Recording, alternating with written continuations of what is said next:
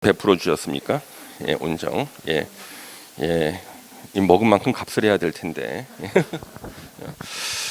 자, 우리 이제 다섯 번째로는요. 도시 개발 구역을 지정했을 때 그 지정 효과가 있어요. 자, 도시 개발 구역을 지정 어떤 효과가 생기는가? 첫 번째, 거기는 도시 지역이 돼 버려요. 도시 지역으로 결정 고시가 의제가 됩니다. 그래서 도시 지역으로 결정 고시가 의제가 된다. 그래서 도시 개발 구역을 지정했을 때는요. 만약에 거기 농림 지역이었다. 그러면 농림 지역이 도시 개발 구역을 지정하면 뭘로 바뀐다는 거예요? 도시 지역으로. 원래 우리 용도 지역을 변경할 때는요. 도시군 관리 계획의 입안 결정 절차를 거쳐서 한 2, 3년 걸려. 근데 2, 3년이 시간을 절약할 수가 있죠. 용도 지역 변경하는 그 절차가 필요 없잖아요. 그냥 관리 지역이다, 농림 지역이다, 도시개발 구역 지정하면 바로 순식간에 도시 지역으로 결정 고시된 것으로 보고 도시 지역에 지을 수 있는 건물을 짓게 되는 거예요. 그 다음에 우리가 대규모 건축이 일어나겠죠. 대규모 건축. 그럼 우리 대규모 건축하면 생각나는 단어가 있죠. 지구 단위 계획. 그래서 자동으로 지구 단위 계획 구역으로 단위 계획 구역으로 결정 고시된 것으로 봅니다. 그 다음에 이제 우리가 이 지형 도면을 작성해야 되는데 지형 도면 고시의 특례가 일어나요. 그래서 지형 도면 고시의 특례가 뭐냐 그러면요. 지형 도면 고시의 특례. 자, 이게 어떤 거냐 그러면요.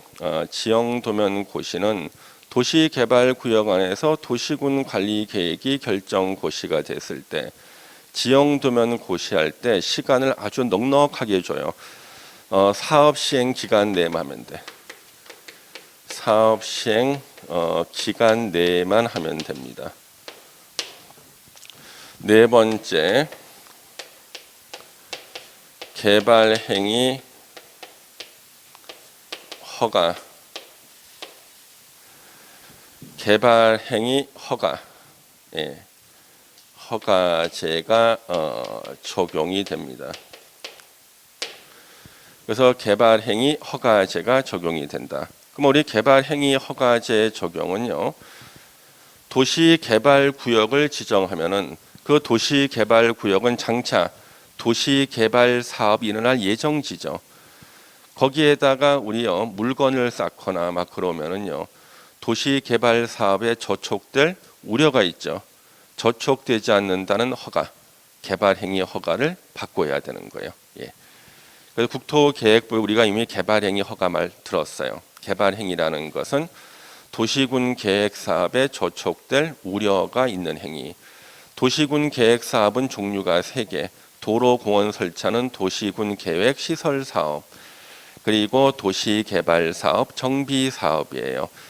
그러면 도시 개발 구역을 지정하면 그 구역 안에서 도시 개발 사업에 저촉될 우려가 있는 행위를 하고자 하는 자는 저촉 안 된다는 허가, 개발 행위 허가를 바꿔야 되는 겁니다. 예. 그 다음에 이제 개발 계획이 나와요. 자, 개발 계획은 도시 개발 구역을 개발하는 계획이에요. 규모가 엄청 큰 계획이에요. 그 신도시를 만들 때 들어가야 될 모든 내용이 다 들어가. 그러면 이 개발 계획을 수립하는 수립권자가 누군가? 지정권자예요. 도시 개발 구역을 지정한 바로 그 지정권자가 개발 계획을 수립하는 겁니다. 그래서 도시 개발 구역을 지정하는 그 지정권자가 개발 계획을 수립한다. 그러면 지정권자가 개발 계획을 수립한다. 그러면 만약에 남양주 시장이 도시 개발 구역을 지정했다. 그러면요. 누가 개발 계획을 수립합니까? 남양주 시장이. 그 다음에 두 번째 수립하는 순서가 있어요. 수립 순서는 원칙이요.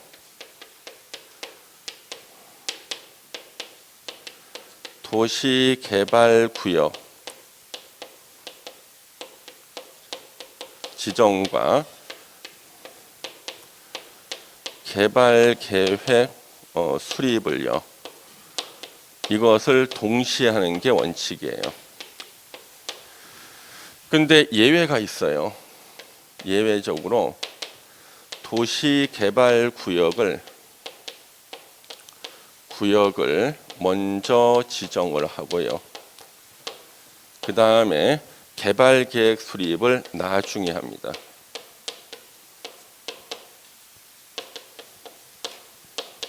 이렇게 할 수 있다고요.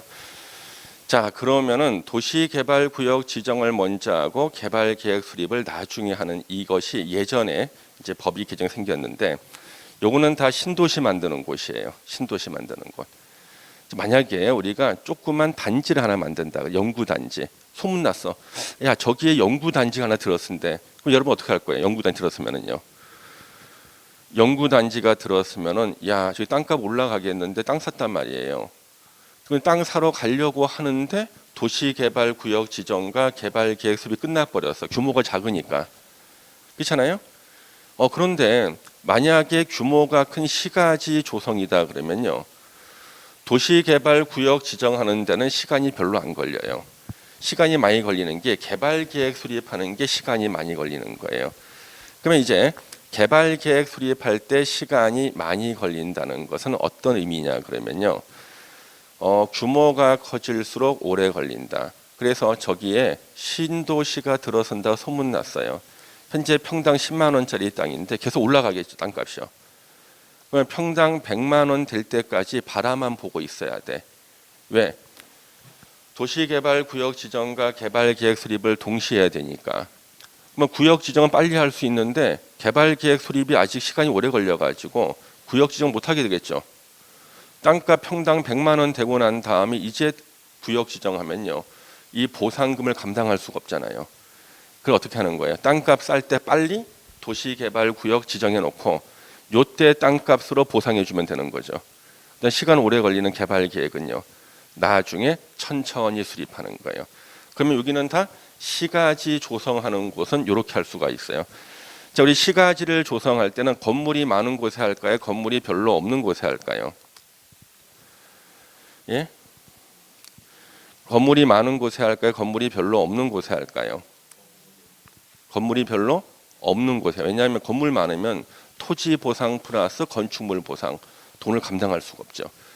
그래서 건물이 별로 없는 곳을 찾는 거예요. 자, 건물 별로 없는데 자연 녹지 지역에. 자연 녹지 지역. 여기 건물 별로 없잖아요. 자연 녹지 지역에 도시개발 구역 지정하는 것은 거의 다 시가지를 만들려는 거거든. 건물 별로 없죠. 구역 지정 먼저 하고 개발계획 수립 나중. 생산 녹지 지역. 그다음에 도시 지역 외의 지역. 어디예요? 관리 농림 자연환경 보전 지역에. 그럼 여러분 혹시 혁신 도시라 들어보셨죠? 이게 바로 국가 균형 발전을 위해서 지정하려는 지역이에요. 혁신도시, 도시개발구역 먼저 지정하고 개발계획 수립 나중에 할 수 있고, 그 다음에 주거, 상업, 공업지역이 차지하는 비율이 30% 이하인 지역. 주거, 상업, 공업지역이 차지하는 비율이 30% 이하다. 그러면 주상공이 30% 이하라는 것은요. 건물 많은 땅이 30% 이하죠. 예, 그렇죠? 건물 많은 땅이 30% 이하라는 것은 건물 없는 땅이 70%죠. 그래가지고 건물 많은 땅이 30% 이하라는 것은 건물 없는 땅이 70%고 그 70%의 시가지 만들 수 있죠. 그래서 이런 곳 구역 지정 먼저 개발계획 수립 나중에 하고 여기 이제 5가지가 나오고 그 다음에 하나 더 플러스 개발 계획을 공모를 할 수가 있어요. 도시개발구역 지정해 놓고 이 구역에 적용될 개발 계획을 만들어서 응모하세요. 그러면 이건 어쩔 수 없이 나중에 수립할 수밖에 없죠. 공모도 나중에. 예. 이게 수립 순서예요. 그래서 개발 계획에서는 요 수립 순서. 그 다음에 개발 계획의 내용은요. 모든 게 다 들어가. 그래서 개발 계획 내용은 한 2페이지가 돼. 이거 다 외운 사람 시험 떨어졌어요. 이거 외우느라고 다른 건 못 외웠잖아요. 근데 시험에 나왔는데 기억은 안 나. 근데 개발 계획 내용엔 다 들어가는데 개발 계획 안에 또 계획이 들어가. 교통 처리 계획 뭐가 막 들어간다고요. 근데 개발 계획 내용이 안 들어가는 것이 3가지가 있어. 지구 단위 계획 안 들어가. 실시 계획도 안 들어가. 환지 계획도 안 들어가. 그래서 다른 모든 것은 몽땅 다 개발 계획 안에 다 들어가는데 개발 계획이 안 들어가는 걸 찾으니까 오히려 이게 더 쉬워. 지구 단위 계획, 실시 계획, 환지 계획은 개발 계획 내용이 안 들어가는 거예요. 안 들어가는 거 3개 기억하고 간 사람은 시험 붙었어. 예. 지구 단위 계획은 개발 계획 내용에 포함된다. X 정답 딱 해가지고 맞힌 거죠, 그렇죠? 예. 자, 요 이제 개발 계획 이렇게 보시면 되고요. 예. 그래서 우리는 요 개발 계획에서는 가장 기본적이고 중요한 게 요 3가지 내용. 그 다음에 7번째로 지정 해제가 있어요. 여러분 민법 시간에 해제하고 해지의 차이 배우셨습니까? 해제는 소구표가 있죠. 해지는 장래효만 있고, 그렇죠? 그래서 해제를 하면은 자, 도시개발구역을 지정했다가 해제가 되면요, 지정하기 전의 상태로 다시 돌아가는 거예요. 원상 회복해야 되죠. 근데 해지는 지금까지는 효력이 있고 앞으로만 효력 없는 게 해지죠. 자, 남자하고 여자하고 사귀다가요, 여자가 남자한테 선물 많이 받았어. 근데 헤어지게 됐는데 여자는 우리 관계를 해지하자 그래. 지금까지 준 거는 유효해. 앞으로는 없던 사이로 하는 거예요. 남자는 해제하자 그래야 돼. 돌려받아야 되거든. 만난 적이 없는 상태로 돌아가야 되니까 서로 주고받고 한 것을 다 돌려줘서 원상회복해야 되거든요. 그래서 제일 불쌍한 사람이 여자친구한테 12개월 할부로 명품을 사줬는데 한 달 만에 헤어지고 11달을 계속 할부금을 내는 사람 있죠. 그렇지 않습니까? 아주 이제 불쌍한 사람이에요. 할부금 낼 때마다 11개월을 또 고통해 보내. 고통으로. 예. 자, 그래서 요 해제는 크게 2가지로 나눠서 보는 거예요. 목적 사업을 달성했을 때,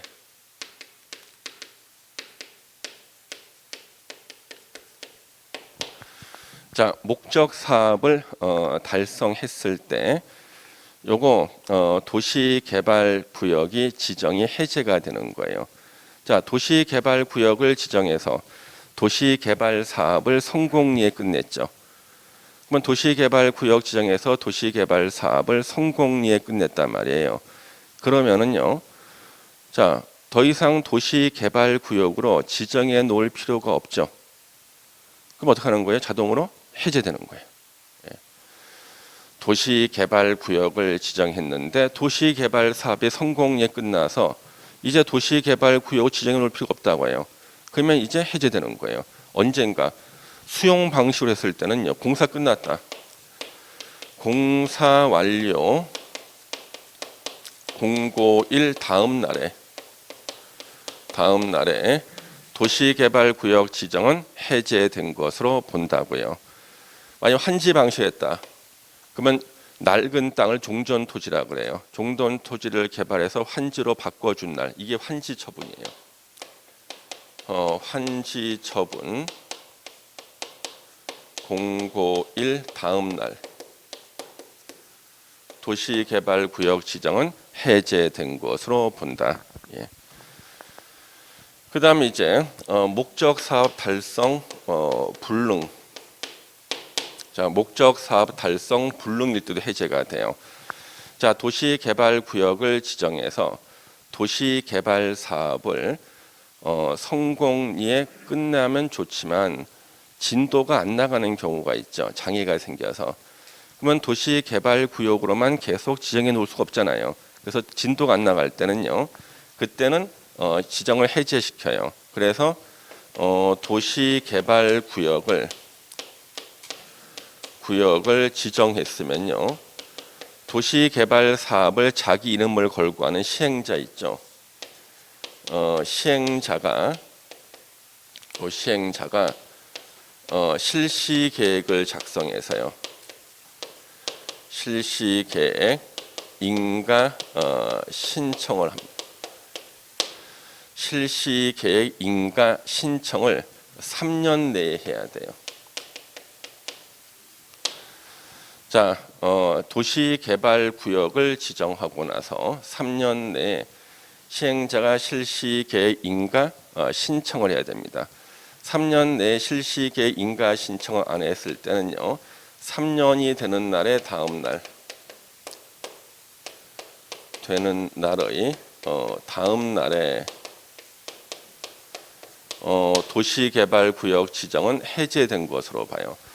그러면 도시개발구역 지정했는데 시행자가 3년 내에 자기가 땅 팔 계획이야, 공사할 계획을 작성해서 지정권자한테 도장 찍어주세요 해야 되는데 인가 신청 안 한 거예요. 그러면요 어떻게 되는 거예요? 자동으로 도시개발구역 지정은 해제된 것으로 보는 거예요. 그래서 벌써 한 2년 전이구나. 아까 말했던 우리 용인 있잖아요. 용인에 GTX 환승역이 구성역이라고 있어요. 용인시 구성역. 거기가 GTX역이에요. 용인시 구성역 주변에요. 도시개발구역이 3군데나 지정돼 있어요. 예. 근데 그 중에 한 군데가 제 친구가 사놓은 땅이 있어요. 근데 이 친구가 지금 거기서 도시개발 사업 한다고 뭐 토지 소유자들을 모아서 설명회를 하는데 자기가 도대체 무슨 말인지 못 알아듣겠다고 저한테 같이 가줄 수 있냐 그러더라고.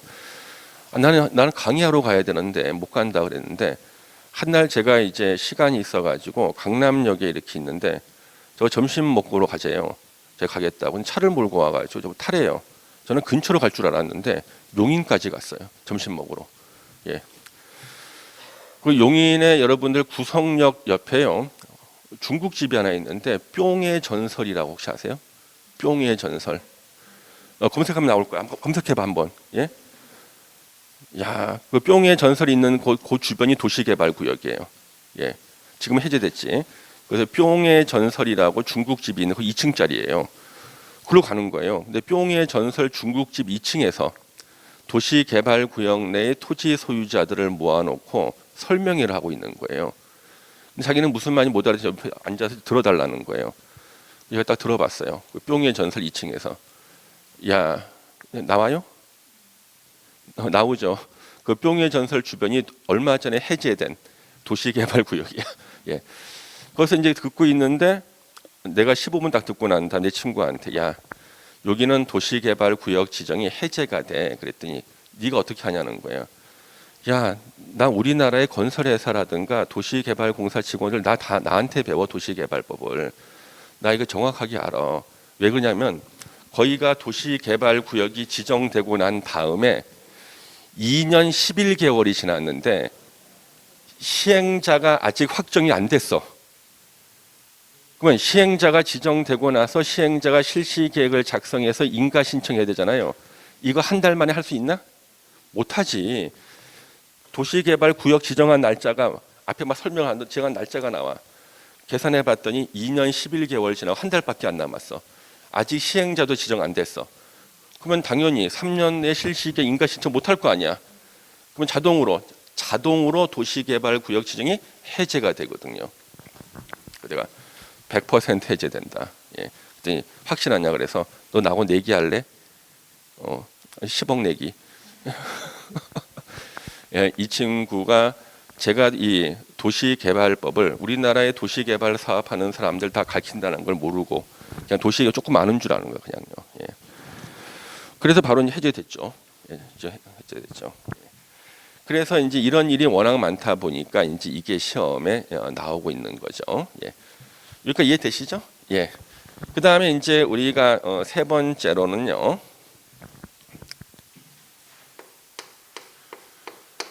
시행자하고 실시 계획. 시행자하고 실시 계획. 자, 시행자와 실시 계획. 요거 나오는 보시면요. 도시개발 사업을 자기 이름을 걸고 하는 사람이 시행자. 그 다음에 그 사람이 땅 팔 계획이 실시 계획이에요. 그러면 첫 번째 요 시행자가 이렇게 있어요. 시행자. 자, 이렇게 시행자가 이렇게 있습니다. 자, 요 시행자는요, 누가 지정하는가? 지정권자가 해요. 도시개발구역을 지정한 바로 그 사람이 시행자도 지정하는 거예요. 예. 그래서 남양주시장이 남양주에다가 도시개발구역 지정했다. 그러면 남양주 도시공사를 갖다가 뭐 시행자로 지정한다. 이렇게 할 수 있는 거죠, 그렇죠? 예, 제가 지정합니다. 시행자는 두 가지로 구분이 돼요. 구분. 그래서 공공시행자, 공공시행자와 민간시행자. 그래서 공공시행자와 민간시행자로 이렇게 구분이 되고요. 공공시행자는요. 자, 우리 공공시행자는요. 국가 지자체 공공기관이나 그다음에 정부 출연기관이나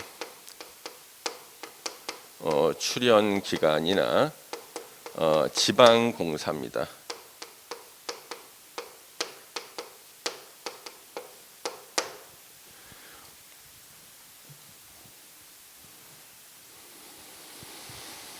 국가 지자체 공공기관, 정부 출연기관, 지방공사. 국가 지자체 공공기관, 정부 출연기관, 지방공사. 지방공사가 바로 도시개발공사예요. 서울시 도시개발공사도 지방공사고요. 성남시 도시개발공사도 지방공사예요. 예. 그다음 민간시행자는요. 토지 소유자. 아까 우리 토지 소유자가 누구라 그랬죠? 시행사. 그다음에 도시개발조합. 조합인데 우리 도시개발법에서 헷갈리는 말이 바로 저 토지 소유자라는 말이 헷갈려요. 왜 그러냐면 두 가지 뜻으로 쓰여. 토지 소유자가 두 가지 뜻으로. 도시개발조합은 토지 소유자가 만들어서 설립한 조합을 말해요. 토지 소유자는 시행사인데 토지 소유자는 두 가지 뜻이 있어요. 하나가 땅 100평, 200평 가지고 있는 단순한 땅 주인도 토지 소유자라 그러고요. 시행사 있죠. 시행사도 토지 소유자라 그래. 그래서 이걸 갖다가 잘 구별해서 이해를 해야 돼요. 그래서 이걸 가리장 쓰고 있어요. 토지 소유자란 말을 갖다가. 그러면 토지 소유자, 땅 주인들이 모여서 만든 조합이 도시개발 조합. 그다음에 건설회사,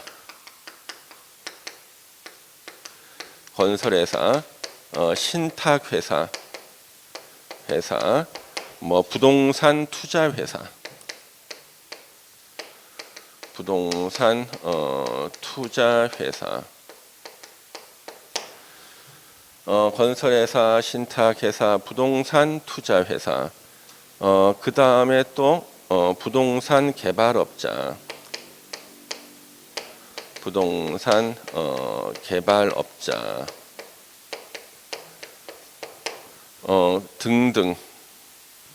등등이 이제 민간 시행자고요. 그래서 우리가 이 시행자는요, 지정권자가 지정하고 공공 시행자와 민간 시행자로 나눠주는데 민간 시행자 한 문제 나온다 그랬죠? 예, 민간 시행자. 둘 다 자격은 똑같이 줘요, 권한은. 단지 불안한 시행자가 누구예요? 민간 시행자. 민간 시행자한테는 항상 조건이 붙어. 이런 조건을 갖춰야지만 뭐 해주겠다. 그래서 그 조건이 이제 시험 문제가 되는 거죠. 일단 요 시행자가 작성하는 계획이 실시 계획이에요. 그래서 실시 계획은 작성자가 시행자고요. 실시계획 인가권자, 지정권자입니다.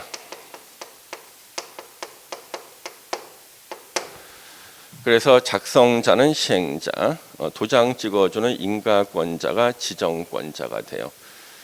실시계획에 포함시켜야 되는 사항, 포함사항은 우리 실시계획에는 건물 짓겠다는 말이 많이 나오겠죠. 그래서 지구 단위 계획이 포함돼야 돼요. 중요한 거 이제 실시계획 인가고시가 있으면은 인가고시의 효과, 도시군 관리계획이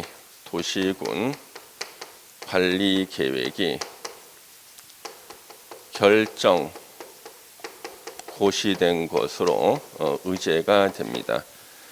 그래서 도시군 관리계획이 결정 고시된 것으로 본다. 이게 무슨 뜻이냐 그러면요, 우리가 이거는 아직 공부해서 이해하기 너무 힘들어. 우리 기초 지식이 너무 부족하잖아요, 그렇죠? 예, 이런 거죠. 우리 기반 시설 설치를 뭘로 하죠? 도시군 관리계획 결정하죠. 그러면 우리 도시개발 사업할 때 도로 설치 안 하는 경우 있어요? 설치할 거예요? 아니에요. 그러면 도시개발 사업에 실시계획 작성할 때 도로 설치한다는 말을 집어넣었어. 그래서 사람들이 야, 도로 설치는 국토계획법에 나오는 도시군 관리계획으로 설치를 결정해야 돼. 너 네 맘대로 못하는 거야. 이렇게 시행자한테 말해버리면요, 시행자는 삽을 들고 도로 설치하려고 준비하면서 도시군 관리계획이 결정되기만 기다려야 돼. 2, 3년. 삽이 녹슬겠네. 그렇죠? 그래서 실시계획 안에다가 기반시설 설치 같은 도로 설치를 포함시켰어. 실시계획에 대해서 인가받고 고시하면요, 바로 그 도로 설치하는 도시군 관리계획이 결정된 곳으로 봐줘.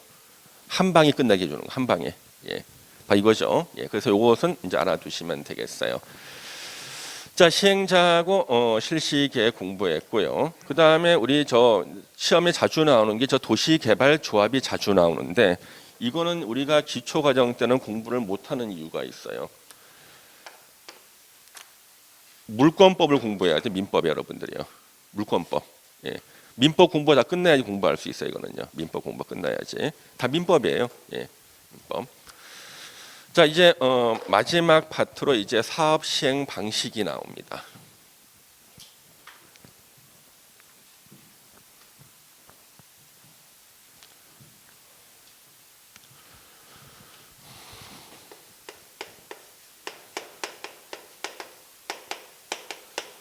사업 시행 방식이 나옵니다.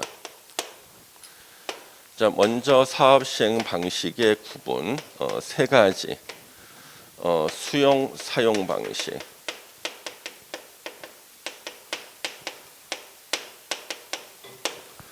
그 다음에 환지 방식,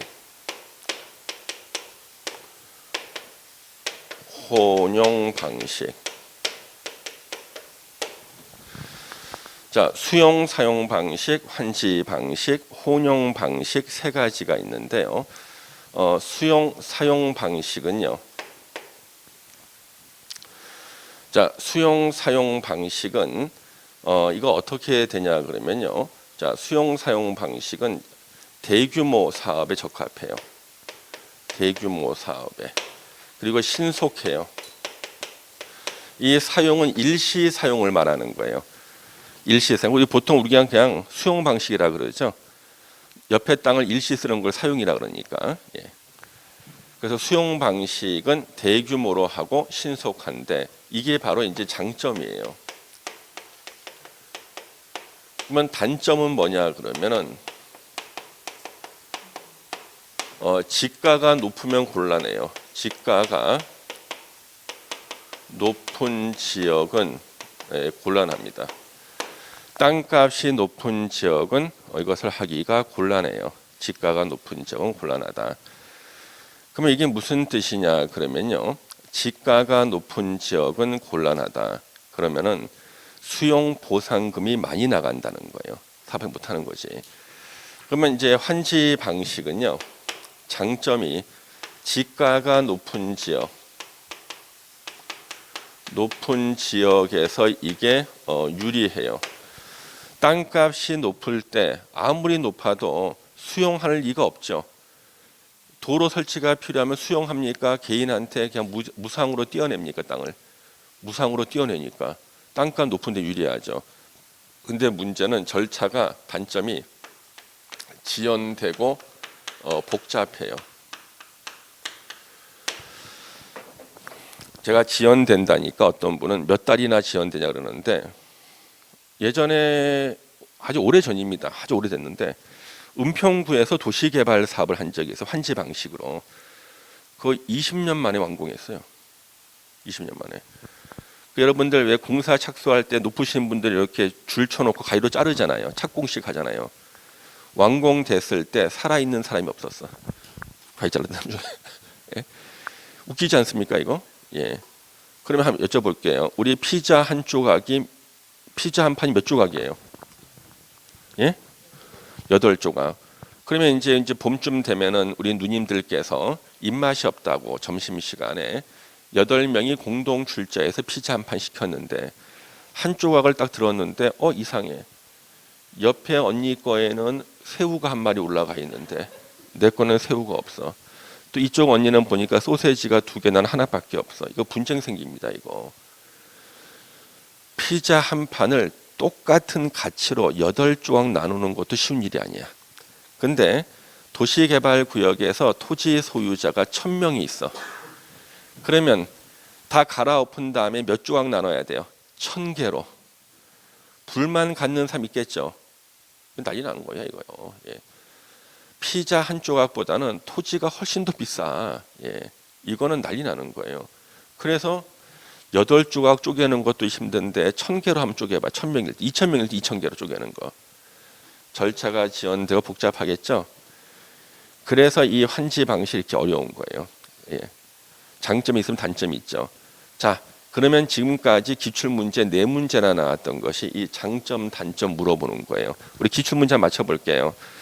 지가가 높은 지역에서는 수용 방식이 유리하다. OX, X. 그 다음에 지가가 높은 지역에서는 환지 방식이 유리하다. O. 다 맞히신 거야. 4문제 다 맞췄어. 예. 그 다음 2개 섞어 쓰는 게 혼용 방식 그랬죠? 혼용 방식은 분할 혼용이 있고 미분할 혼용 방식이 이렇게 있어요. 분할 혼용과 미분할 혼용 방식이 이렇게 있습니다. 분할 혼용과 미분할 혼용 방식이 있어요. 그러면 분할 혼용과 미분할 혼용 방식 이렇게 2가지가 있는데, 그러면은 자 분할 혼용, 미분할 혼용, 사업 대상 지역을 분할해서 할 수도 있고 분할하지 않고도 혼용할 수가 있다는 거예요.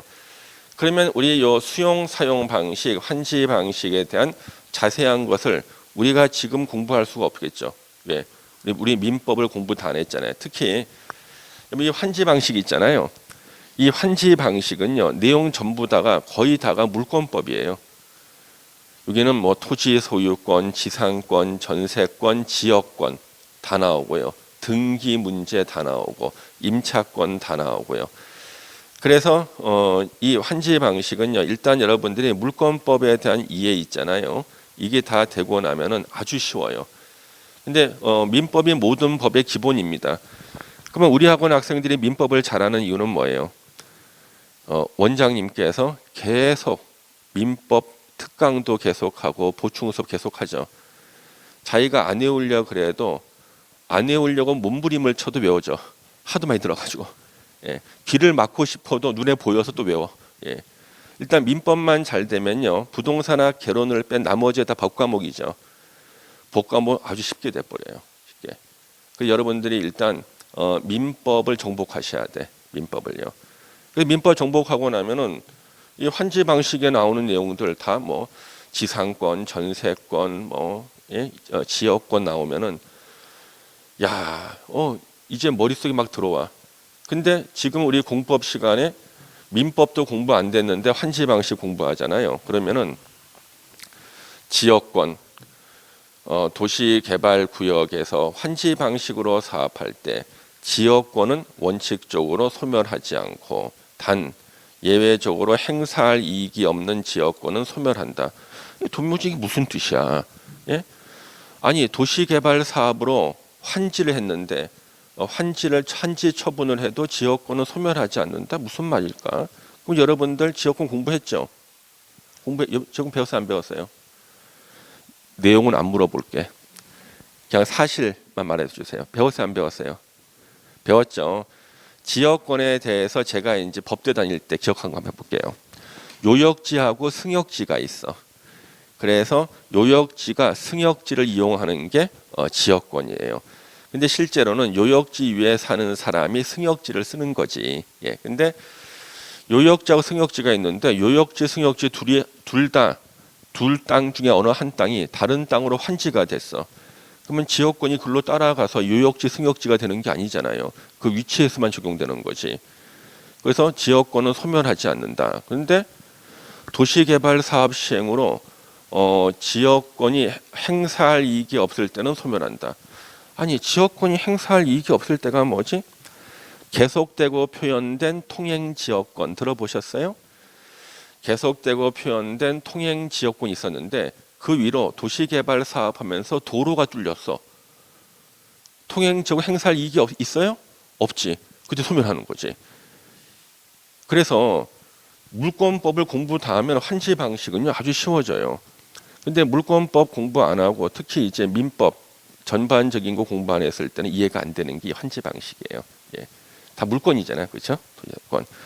하다못해 필지의 개념도 잘 모르고 그러면 안 돼, 아무것도 안 돼. 예, 다 공부를 해야 됩니다. 여기는 또 무슨 또 공시법 시간에 나오는 뭐 대지권 이런 거 다 나와요. 다 나옵니다 이게. 예. 근데 수용 방식은 그래도 우리는 이해가 될 수는 있어. 개념적으로 수용하는 거라 워낙 많이 봤으니까. 근데 조금 더 깊이 들어가면 또 다 민법이에요. 수용 방식도요. 그래서 일단 우리 기초과정 때는요. 이 두 개의 방식, 세 개의 방식의 장단점이 있죠. 이것만 공부해도 공부 진짜 많이 한 겁니다. 그러면 여러분들이 살기 좋은 방식은 수용 방식으로 만든 신도시가 좋아요? 환지 방식으로 만든 신도시가 좋겠어요? 여러분 살기 좋은 데는. 내가 신도시로 이사를 가고 싶다. 수용 방식으로 만든 신도시가 좋아요? 환지 방식으로 만든 신도시가 좋아요? 수용 방식이 좋다 하시는 분들은요. 자, 우리 수용 방식 만든 신도시는 기존에 있던 주민들이 바뀌나 안 바뀌나? 다 바뀌죠. 외지인들 들어오죠. 그래서 여러분들의 그 어두운 과거를 아는 사람이 없어. 살기 좋아. 나 공인중개사 공부 2달 만에 붙었다고 다 그런 줄 알아. 그게 아니라고 증명할 사람이 동네에 없어. 다 외지에 다 들어오는 사람이야. 다 바뀌잖아요. 근데 환지 방식은 땅의 위치만 바뀌죠. 전에는 우리 집 대문을 열었을 때 순인의 엄마가 보이다가 환지 받고 난 다음에 대문을 열었더니 영인의 엄마가 보여. 근데 동네 주민들은 그대로야. 단지 땅의 위치만 바뀌었을 뿐이에요. 그러면은 저같이 오점 없는 생활을 했던 사람은 환지 방식 유리하겠네. 그렇잖아요. 제가 서울의 강북구 미아사동에 32살까지인가 살았어 제가요. 강북구 미아사동의 다가구 주택에 부모님 댁에 제가 32살까지. 제가 거기 초등학교 4학년 때 이사 갔거든요. 초등학교 4학년 때 우리 대문 맞은편에 골목길에 맞은편 집이 초등학교 선생님이 사셨거든요. 선생님이 저보고 학생 그랬는데 한날 32살 때입니다. 집에 들어 현관 키를 이렇게 돌리는데 뒤에서 학생 그래서 누구를 부르지 하고 돌아봤더니 저를 부르고 있는 거예요. 초등학교 4학년 때 제가 학생이었기 때문에 30살 넘어도 저보고 계속 학생이라 부르세요. 이분은 이제 교감 선생님이 되셨고, 예. 그래서 제가 저분은 초등학교 4학년 때부터 지금까지 날 쭉 지켜봤잖아요. 그리고 그 골목을 나오면 전파사가 하나 있어요. 그 전파사 주인 아저씨가 초등학교 동창 아버님이에요. 지나가면 뒤에서 그래요. 저 앞에 가는 애가 종철이라는 애인데 제가 그렇게 공부를 그렇게 잘했다. 착하고 말도 잘 듣고 모범생이었고 제가 그 한양대 법대를 다니면서 고시 공부하다가 그때 떨어졌다 그러더라. 예, 요즘엔 뭐 하는지 보니 뭐 강의한다는 얘기도 있고 막 그러던데 하면서 저에 대해서 역사를 다 꿰고 있어. 역사를. 자, 그런 동네가 무슨 방식이 적합해요? 환지 방식. 그렇죠? 예. 이 분위기를 알면 문제 다 푸는 거야. 예. 그래서 공법을 갖다가 막 이렇게 외우고 이거 하면은 표현만 조금 바꾸면 틀리잖아요. 우리 객관식 문제가 힘든 게 이게 틀리게 쓴 말인지 옳은 말인데 표현만 바꿨는지 이것이 판단이 안 돼요. 단순하게 외운 사람은 말만 조금 바꿔놓으면 판단이 안 되는 거예요. 예. 그래서 공부를 그렇게 하시면 안 되고 기초 과정 때는 이해, 전체적인 분위기 이해가 중요하고요. 그래서 시험 문제도 대부분이요. 이거 비교할 때는 다 수용 방식, 환지 방식의 장단점이 나왔다는 거죠. 예.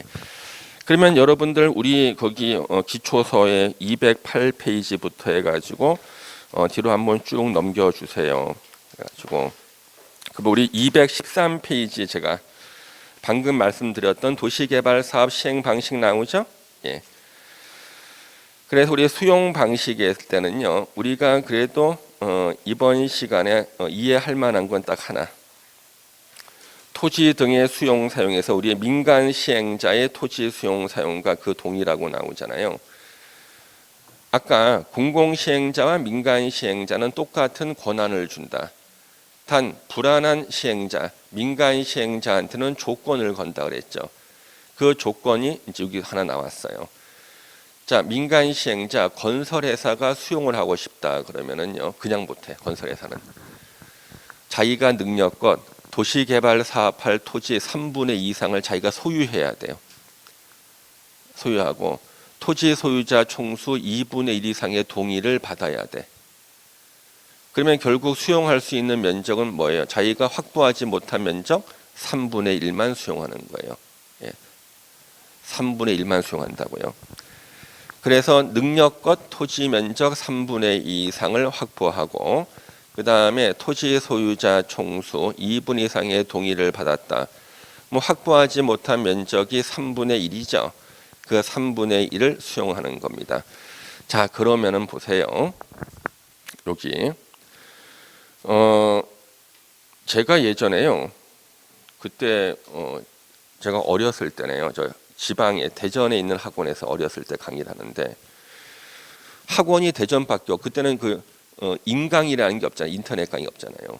그래서 대전 주변에 사시는 작은 시군에 있는 분들이 아침에 차를 몰고 와요.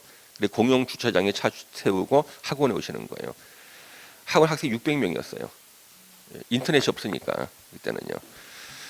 그래가지고 학원 강의실이 운동장만 해가지고 저 끝에 있는 분은 얼굴도 안 보여요. 그래서 이제 거기 강의를 하는데 한 분이 수업 끝나고 난 다음에 저한테 좀 질문할 게 있다면서 말씀하시라 그랬더니 모 건설회사가 K건설이야. K건설 회사가 자기 땅을 수용하겠다고 통지서를 보냈다는 거예요.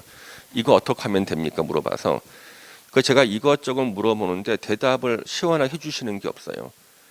아파서 병원에 갔으면은 의사 선생님이 이제 진단하기 물어볼 거 아니에요. 그러면 어디가 어떻게 아프다 증세도 얘기해 줘야 되는데 그냥 무조건 아파요 그러면은 어디가 아픈지 어떻게 알아요. 그래서 이분이 그런 식이에요.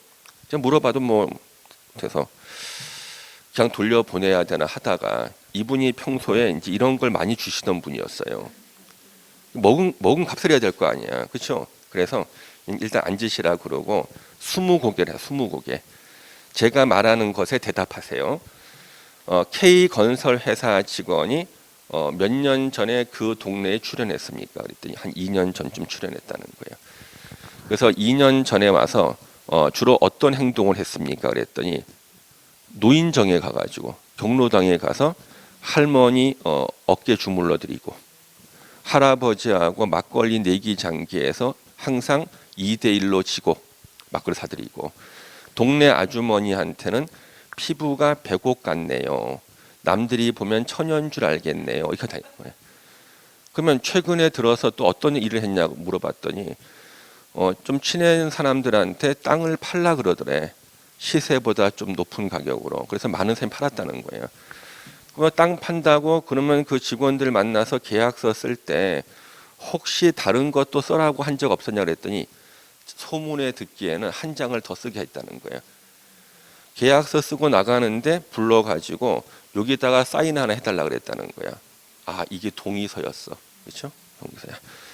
그러면 최근에 들어서 태도가 혹시 바뀐 적이 있냐 그랬더니 지난달부터 할아버지께서 어깨가 아프다 그러면 살 만큼 사신 분이 뭐 그러냐 그러시고, 피부가 백옥 같다고 했던 아주머니가 지나가면은 피부가 귤 껍데기 같다 그러고, 그래서 갑자기 태도가 돌변했다는 거야. 아, 드디어 토지 면적 3분의 2 이상을 다 확보한 거야. 그 다음에 동의서 2분의 1 받았어. 이분은 끝까지 안 판다고 버티면 더 비쌀 돈 줄 줄 알고 버텼단 거예요. 그랬더니 이제 이분 토지 면적이 얼마에 해당되는 거야? 3분의 1에 해당돼서 이제 수용하겠다고 통지서 보낸 거예요. 예. 추리가 가능하죠. 예, 그래서 이걸 제가 결론을 내는데 30분 이상이 걸렸어요. 야, 이거 힘들죠, 그렇죠? 근데 이분이 만약에 그때가 공법 공부가 다 끝나고 난 다음에 물어봤을 때는 그래도 더 쉽게 설명했을 거예요. 그러니까 지금 한 이 정도 상황, 그러니까 기초 과정 같은데 오셔가지고 하니까 자기 잘 모르잖아요. 그러면 여러분들이 중개사 시험에 합격할 때쯤 되면은 이제 최소한 내가 남한테 뭘 물어봐야겠다는 판단이 쓴다고.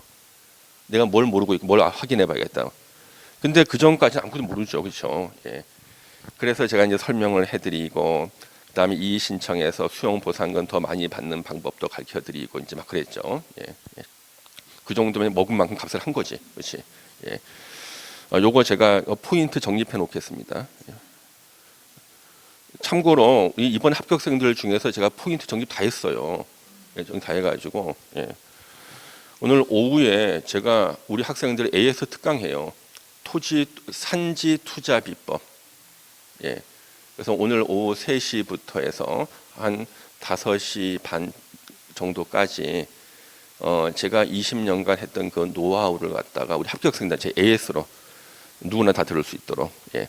여러분 중에서 혹시나 뭐 심심하시면 들으셔도 괜찮아요. 우리 원래는 합격생들을 상대로 하는 건데 여러분 누구나 다 들어도 괜찮습니다.